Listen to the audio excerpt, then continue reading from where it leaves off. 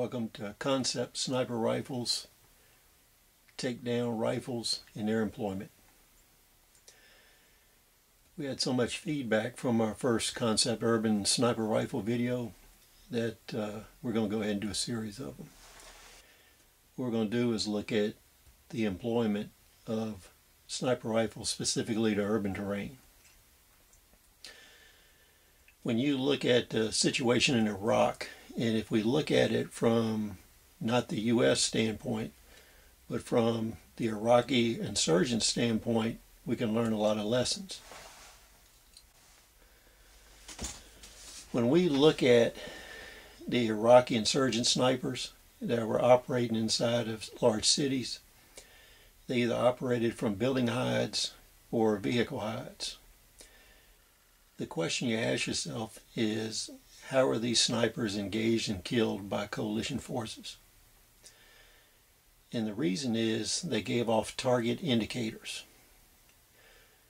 Our snipers and sniper teams and counter-sniper teams used a lot of observation posts and observation skills to locate the Iraqi snipers. A lot of them were located prior to them actually setting up their hide and firing. Others were located when they were exfiltrating their hide. So what are these target indicators? A lot of Iraqi snipers were spotted by observers from their long rifles. These were hard to camouflage. Any Iraqi that was seen with some large object getting in and out of a vehicle, moving along somewhere, moving from building to building, was looked at was suspect and was placed under extended observation. Once it was determined that this was a sniper rifle, they were engaged. So when we look at future situations, either in a total survival environment or future conflicts where American forces are engaged in asymmetrical warfare, what we want to do is look at concept sniper rifles that we can employ in areas that will not give off target indicators. And what this consists of is a usage of takedown rifles. Takedown rifles have one real negative aspect. Normally, their useful, accurate range is determined by the takedown feature and how this influences accuracy and not by the cartridge. In a lot of takedown systems, that limits the deployment of the rifle to 500 meters or less. If your takedown system is 3 minutes of angle, at 300 yards, just the effects of the takedown assembly would give you a 9-inch group. If you added in 2 more minutes of angle for ammunition issues, that puts you at 300 meters at close to a 12-inch group, which would be the limitation of effectiveness on a torso shot. So anything we can do to tighten up the takedown system or the ammunition, we need to do that moving forward. And in some cases in asymmetrical warfare, you'll have to employ it on specific rifles in the field as best you can. We're going to go back in history to one of the first semi-automatic rifles that was invented, the Remington Model 8 in '81. They have some characteristics that are ideal for urban situations because they're takedown rifles. These rifles were originally made in 5 calibers. 4 of those calibers are intermediate cartridges. They were the 25 Remington, the 30 Remington, the 32 Remington. The 3 of those are obsolete. If you're going to endeavor to experiment with those kind of rounds, you're going to need to hand load the ammunition. If you get into 25 Remington and 32 Remington, you'll have to do case forming operations. The 30 Remington brass is available. The other cartridges the rifle system was chambered for was 35 Remington, which is an intermediate round, and 300 Savage. The 300 Savage is a full-powered rifle round. It is comparable in the predecessor to the 7.62 NATO. What we'll do is look at the rifle system first, and then we'll talk about the cartridges. And keep in mind, asymmetrical warfare is about using what you have. So if you find yourself in a survival group, if you're involved in a CIDG operation, village hamlet defense, defending your community, if you have these weapons in your possession, they are usable in these roles. This is an older Remington Model 8 in 25 caliber. These old weapons, when they were produced, they were high-end weapons. You could buy 4 30-30 rifles for what these guns cost. When these guns first came out, for the first 30 years of their production, scopes were not seen. They were very rare. So what you'll find is a lot of these guns were modified with early scope systems that you don't see today. But some of these scope mounting systems are very useful for our purposes and can be re-implemented in the future. But you can see how this gun is taken apart. And you can see how the scope and mount are intact. There's no loss of zero from the scope mount assembly. So what that means is you have no increase in MOA based on scope, mount, rings, etc. In this particular weapon with this scope mount set up, your accuracy loss would be determined on the takedown feature and the accuracy of the cartridge.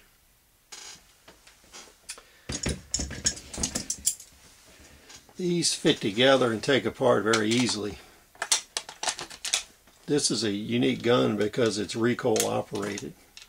All the recoil springs are in the outer jacket of the barrel assembly here.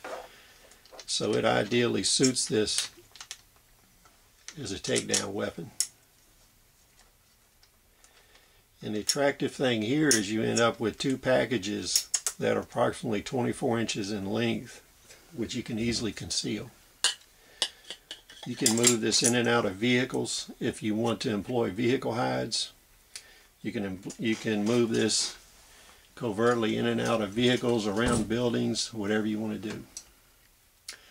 What we're going to do is look at a couple more examples of the Remington 8 and 81 in different calibers and discuss some of the various scope mounting systems that we've seen and how they would or wouldn't benefit the employment of this weapon system in an urban sniper role.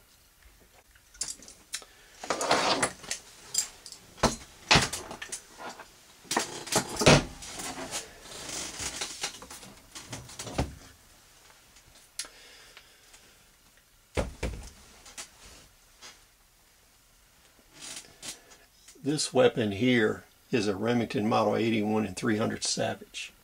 The 300 Savage round is ideal for what we want to do for engagement range in urban terrain because its effective range exceeds that of the takedown rifle. The stith here comes apart in 2 pieces, which makes it's not quite ideal for the application.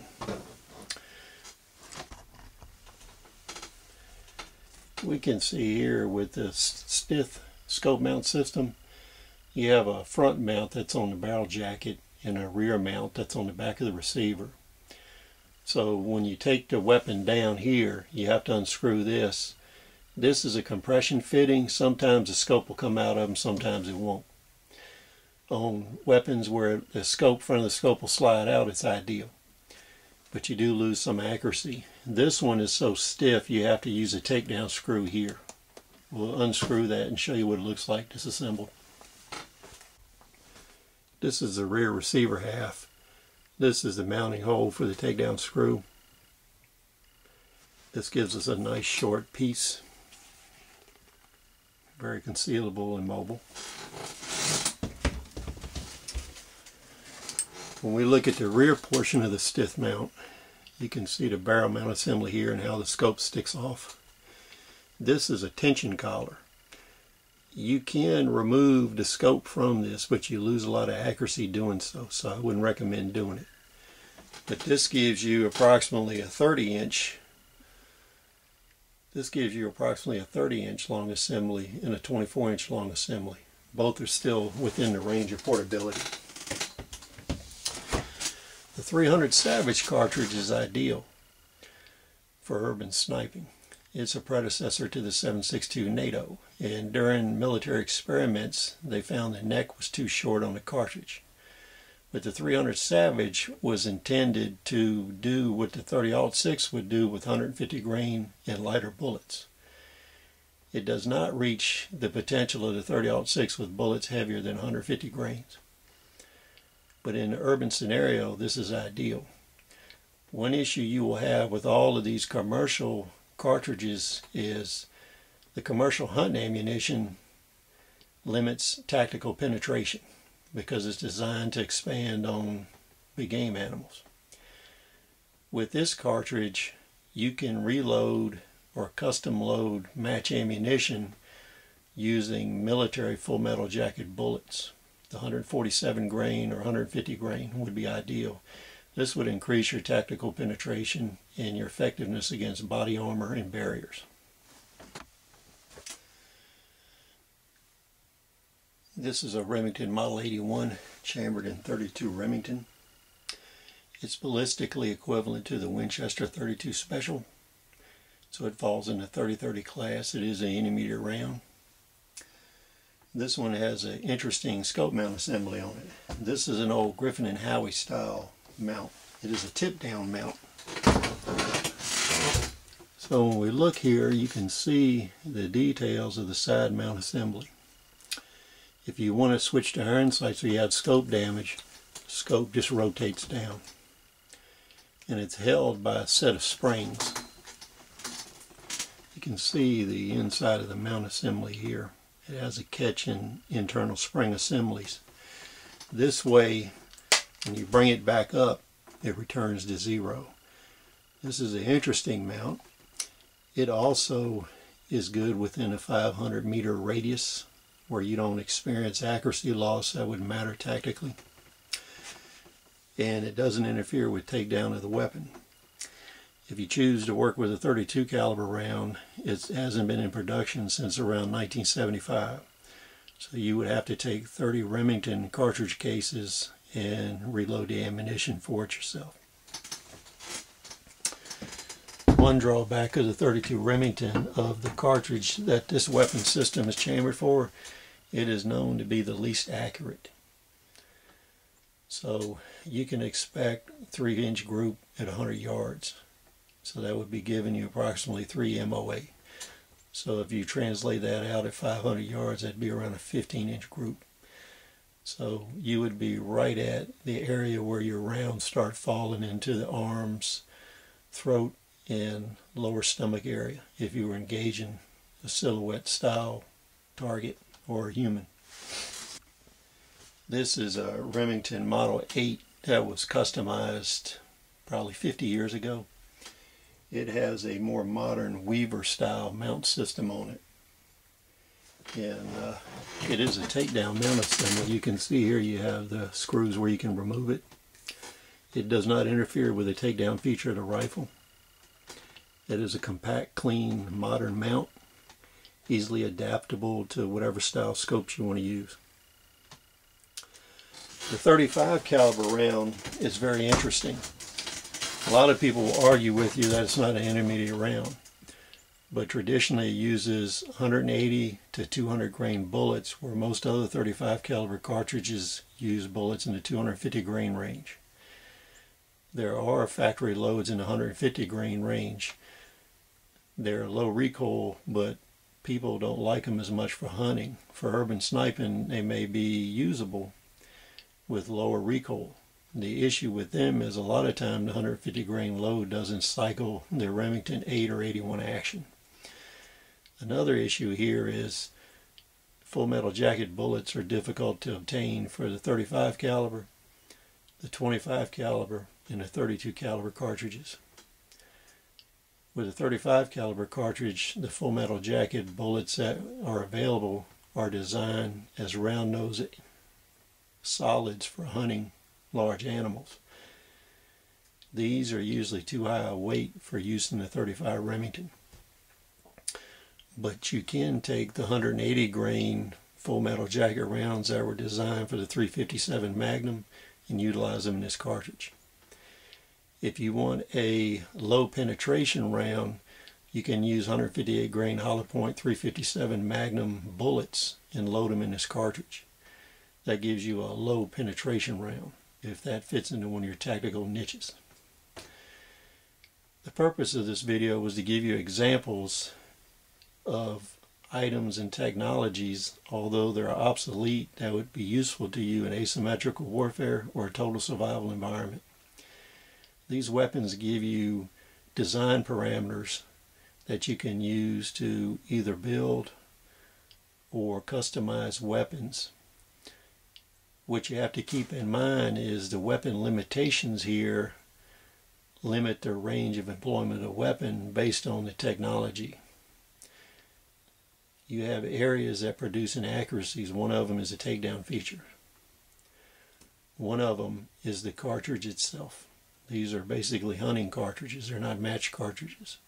So they have accuracy limitations of 2 to 3 MOA.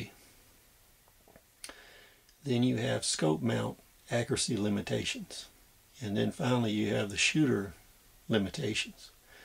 When you're evaluating sniper systems, you take all these limitations in MOA, you add them together, and that gives you the employable range of the cartridge weapon shooter combination. If you have any questions or comments, you'd like to discuss this further, please comment below, rate, subscribe. We'll see you on the next video.